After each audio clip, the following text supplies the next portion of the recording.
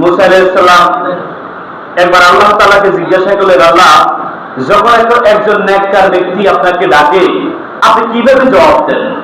আল্লাহ তাআলা বলছেন, আমি জবাব দিই লাব্বাইক। একজন নেককার ব্যক্তি আমাকে যখন ডাকে আমি কি বলি? লাব্বাইক।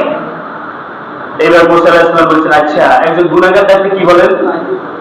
আল্লাহ তাআলা বলেন, একজন গুনাহগার যখন আমাকে ডাকে আমি বলি লাব্বাইক লাব্বাইক লাব্বাইক তিনবার বলি। সুবহানাল্লাহ। মুসা আলাইহিস সালাম বললেন, আল্লাহ, এটা কথা হইল? একজন নেককার আপনার মাহবুব প্রিয় বান্দা সে যখন আপনাকে ডাকে আপনি একবার বলেন লাব্বাইক, আর একজন গুনাহগার যখন আপনাকে ডাকে তখন আপনি তিনবার লাব্বাইক লাব্বাইক বলেন, এটা কেমনে হইল?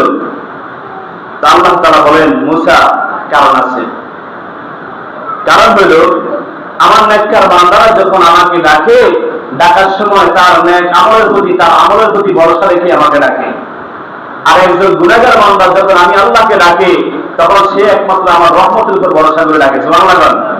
অলরেডি একজন নেককার বান্দা তো আমার নিকটে কাছাকাছি আছে, এই জন্য আমি তাকে এত বেশি তার দিকে আমাকে খেয়াল রাখতে পারি না, কিন্তু একজন গুনাহগার বান্দার দিকে আমাকে সবসময় খেয়াল রাখতে হয়। ওই বান্দা আমার দরজাটা বন্ধ মনে করে বহু দূরে আছে, শুধু একবার আমার দরজার মধ্যে আসি বললে একবার বললে আমি তিনবার বলে লাভ পাই। সুবহানাল্লাহ।